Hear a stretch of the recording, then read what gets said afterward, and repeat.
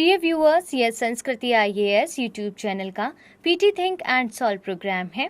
इस प्रोग्राम के अंतर्गत प्रत्येक दिन यूपीएससी और स्टेट पीसीएस से संबंधित 5 प्रश्न व्याख्या सहित उत्तर के साथ दिए जाएंगे।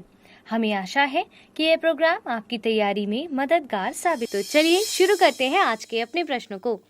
नॉर्डिक क्लिंकर बोट्स के संदर्भ में निम्नलिखित कथनों पर विचार कीजिए।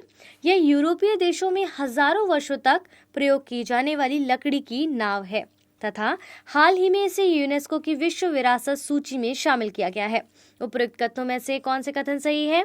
केवल एक, केवल दो, एक और दो दोनों, ना तो एक ना ही दो। करेक्ट आंसर क्या होगा?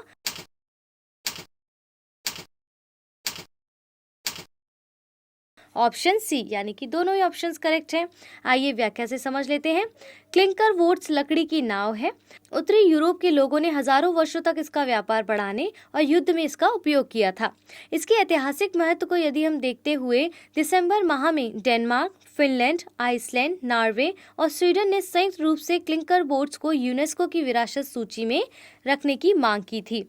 हाल ही में संयुक्त राष्ट्र के सांस्कृतिक संगठन ने नॉर्डिक क्लिंकर वोट्स को अपनी विरासत सूची में शामिल कर लिया है और इसीलिए इसका करेक्ट आंसर है ऑप्शन सी।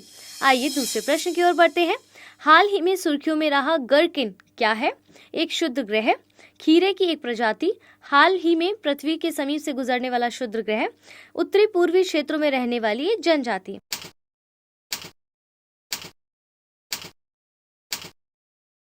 करेक्ट आंसर क्या है? Option B.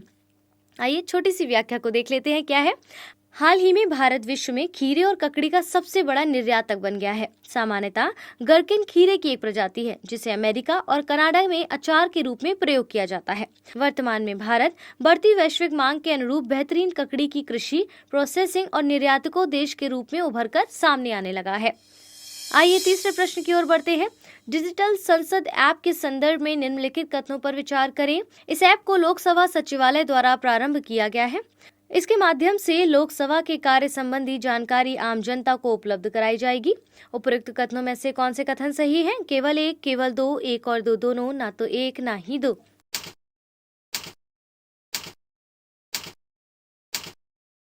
करेक्ट आंसर है ऑप्शन सी, यानी कि दिए हुए दोनों ही कथन करेक्ट है, लेकिन हम थोड़ा सा इसको और समझने की कोशिश करते हैं। संसदीय कार्यवाही को न केवल सदस्यों के लिए बल्कि बड़े पैमाने पर जनता के लिए भी उपलब्ध कराने के उद्देश्य से लोकसभा सचिवालय द्वारा डिजिटल संसद ऐप को लॉन्च किया गया है। इस ऐप के माध्यम से जनता लोकसभा के कामकाज से संबंधित सभी जानकारी प्राप्त कर सकेंगे। इसे वन स्टॉप डेस्टिनेशन प्रदान करने के उद्देश्य से डिजाइन किया गया है। इसके तहत आम लोगों को सभी संसद सदस्यों सत्रों में उनकी भागीदारी तथा वर्ष 1947 के बाद से सभी बजट भाषणों के बारे में सामान्य जानकारी प्राप्त करने की सुविधा प्रदान करेगा। साथ ही इस प्लेटफॉर्म पर 12वीं से 17वीं लोकसभा तक सदन की समग्र कार्यवाही का संग्रह भी यहाँ पर उपलब्ध रहेगा। इसलिए इसका करेक्ट आंसर क्या था? Option C. चौथे प्रश्न की ओर बढ़ते हैं। न्यूकोव के संदर्भ में निम्नलिखित कथनों पर विचार करें। यह कोरोना वायरस का ही एक प्रकार है। इसकी पहचान सर्वप्रथम वर्ष 2011 में की गई थी। उपरोक्त कथनों में से कौन से कथन सही लग रहे हैं? केवल एक, केवल दो, एक और दो दोनों, ना तो एक ना ही दो। करेक्ट आंसर जल्दी से बताइए।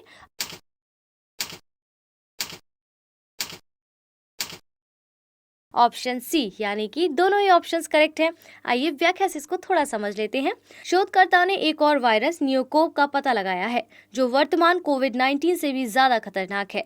नियोकोव चमगादड़ से फैलने वाला कोरोना वायरस है।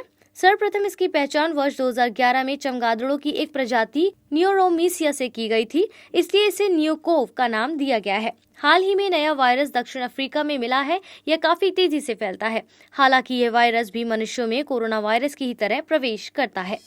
अंतिम प्रश्न की ओर जल्दी से बढ़ते हैं। राष्ट्रीय कैडेट कोर के संदर्भ में निम्नलिखित कथनों पर विचार करें। यह एक युवा विकास आंदोलन है। इसका गठन 1948 में राष्ट्रीय कैडेट कोर अधिनियम 31 के तहत किया गया था। उपरोक्त कथनों में से कौन से कथन सही हैं? केवल एक, केवल दो, एक और दो दोनों, ना तो एक ना ही दो। करेक्ट आंसर क्या होगा?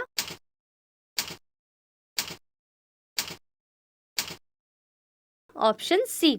हाल ही में तमिलनाडु सरकार ने राष्ट्रीय कैडेट कोर ग्रुप तिरुचि को प्रशिक्षण अकादमी स्थापित करने के लिए लगभग 5 एकड़ भूमि आवंटित की थी। राष्ट्रीय कैडेट कोर एक युवा विकास आंदोलन है। इसका गठन 1948 के राष्ट्रीय कैडेट कोर अधिनियम 31 के तहत किया गया था। यह देश के युवाओं को अनुशासित और देशभक्त नागरिक बनाने में संलग्न एक त्रिसेवा संगठन है, जिसमें थल सेना, नौसेना और वायुसेना शामिल है। इसमें स्वैच्छिक आधार पर स्कूलों और कॉलेजों के सभी नियमित छात्र शामिल हो सकते हैं।